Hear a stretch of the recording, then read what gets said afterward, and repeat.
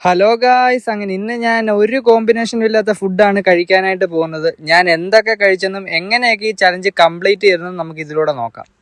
അങ്ങനെ പതിവ് പോലെ തന്നെ രാവിലെ കാറ് കൊണ്ട് ഒരു ഓട്ടം കിട്ടി തിരുവല്ല ബിലീവേഴ്സ് ഹോസ്പിറ്റലിലോട്ട്. അങ്ങനെ പോകുന്ന വഴി അവിടെ കണ്ട ഒരു പാടത്തിന്റെ സൈഡിൽ വണ്ടി നിർത്തി അവിടെ കുറച്ച് സമയം അങ്ങനെ നിന്നു.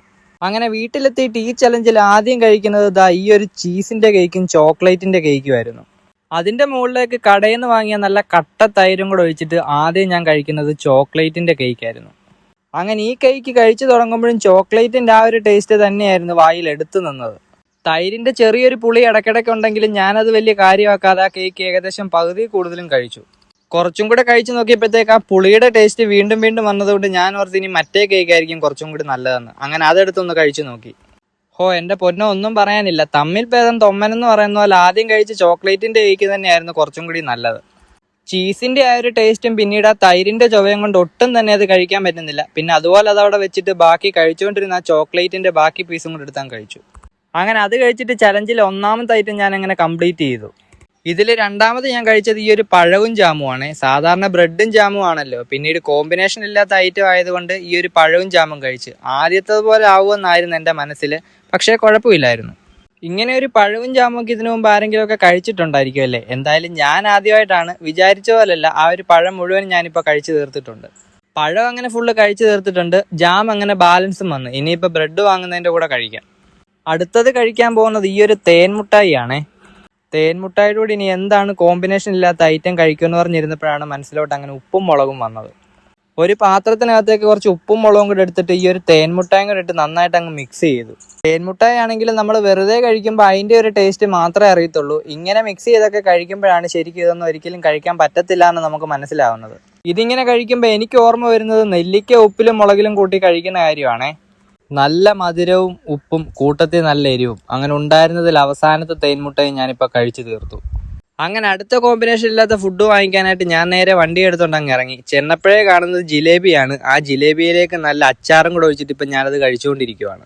ആദ്യത്തെ ഒരു പീസ് കഴിച്ചു കഴിഞ്ഞപ്പോഴത്തേക്ക് ജിലേബിയുടെ നല്ല മധുരമായിരുന്നു വായിൽ. പിന്നീട് ഒരു വട്ടം കൂടെ കഴിച്ചു കഴിഞ്ഞപ്പോഴത്തേക്ക് അച്ചാറിൻ്റെ നല്ല പുളിയും. അച്ചാറിന് ഇത്രയും ചുവന്ന കളർ ഉണ്ടെങ്കിലും ഒരു തരി പോലും എരിയില്ലായിരുന്നു. കടയിൽ നിന്ന് വാങ്ങുന്ന അച്ചാറിന് പൊതുവേ പുളി മാത്രമാണല്ലോ. അങ്ങനെ ഒരു പ്രത്യേകതരം മധുരവും പ്രത്യേകതരം പുളിയും ചേർന്ന ഒരു ടേസ്റ്റ്. ഇതും കഴിച്ചുകൊണ്ട് ഏകദേശം പകുതിയായി കഴിഞ്ഞപ്പോഴും ഈ ഒരു ചലഞ്ച് കംപ്ലീറ്റ് ചെയ്യാൻ പറ്റുമെന്നായിരുന്നു എൻ്റെ മനസ്സിലെ പേടി. കാരണം ആദ്യം കഴിച്ചിരുന്ന ചീസിന്റെ കേക്കും തൈരും എനിക്ക് നല്ല രീതിയിൽ പണി തന്നു. കാരണം ആദ്യം കഴിച്ചപ്പോഴത്തേക്ക് എല്ലാം വെളിയിൽ വരുമെന്നാണ് ഓർത്തത്. ഏതായാലും ഇപ്പൊ കഴിച്ചുകൊണ്ടിരിക്കുന്ന ഈ ഒരു ജിലേബി അച്ചാറും അങ്ങനെ അവസാനത്തെ ഭാഗവും ഞാനിപ്പോൾ കഴിച്ചു തീർത്തു. അതും കഴിച്ചു കഴിഞ്ഞതിന് ശേഷം ഇനി അടുത്തത് കഴിക്കുന്നത് ഈ ഒരു ഓറിയോയുടെ ബിസ്ക്കറ്റും പിന്നെ ഈ ഒരു കെച്ചപ്പും കൂടാണ്. കൂടുതലും ഞാൻ കഴിച്ചത് മധുരവും പുളിയും ഉള്ള ആഹാരങ്ങളായതുകൊണ്ട് ഈ ഒരു ഓറിയോയുടെ മധുരവും കെച്ചപ്പിന്റെ പുളിയും ഏകദേശം ഒരു ടേസ്റ്റ് എൻ്റെ മനസ്സിലുണ്ടായിരുന്നു. എന്തായാലും ഞാൻ വിചാരിച്ച അത്രയും മോശമായിരുന്നില്ല ടേസ്റ്റ്. ആ ഒരു ചെറിയ പാക്കറ്റ് ബിസ്ക്കറ്റിൽ 4-5 ബിസ്ക്കറ്റുകളെ ഉണ്ടായിരുന്നുള്ളൂ. അതെല്ലാം ഇപ്പം ഞാൻ അങ്ങനെ ആ ഒരു കെച്ചപ്പും കൂട്ടി കഴിച്ചുകൊണ്ടിരിക്കുവാണേ. നേരത്തെ ഒരു പ്രാവശ്യം ഞാൻ കോമ്പിനേഷൻ ഇല്ലാത്ത ഫുഡ് കഴിക്കുന്ന വീഡിയോ ഇട്ടപ്പം കുറച്ചുപേരൊക്കെ കമന്റ് ഇട്ടായിരുന്നു ഇതെല്ലാം നല്ല കോമ്പിനേഷൻ ഉള്ള ഫുഡാണെന്ന്. പക്ഷെ ഞാൻ ഇപ്പൊ കഴിച്ചിരിക്കുന്ന ഫുഡെല്ലാം അത്ര കോമ്പിനേഷൻ ഉണ്ടെന്ന് എനിക്ക് തോന്നുന്നില്ല. ഇനി ഇതൊക്കെ കഴിച്ചിട്ടുള്ളവരുണ്ടോന്നും എനിക്കറിയാൻ വയ്യ. അങ്ങനെ അതും കഴിച്ചു കഴിഞ്ഞിട്ട് ഇനി എപ്പോഴും മധുരവും പുളിയും മാത്രം കഴിക്കുന്ന എങ്ങനെ? ഇടയ്ക്കൊരു കയ്പും കൂടെ വേണ്ടേ? അതിനിപ്പം ഞാൻ എടുത്തിരിക്കുന്ന ഈ ഒരു ഐസ്ക്രീമാണ്. ഐസ്ക്രീം ഞാൻ ഈ ഒരു പാവയ്ക്കകത്ത് മുക്കിയാണ് കഴിക്കാൻ പോകുന്നത്. പരിശുദ്ധമായിട്ടുള്ള ഐസ്ക്രീമിനെ ഇപ്പം ഞാൻ പാവയ്ക്ക മുക്കിയിട്ട് കളങ്കപ്പെടുത്താൻ പോവാണ്. അതിനു മുമ്പ് അതിനകത്തുനിന്ന് ഒരു സ്പൂൺ വാരിയിട്ട് ഐസ്ക്രീം മാത്രമായിട്ടാണ് കഴിച്ചു.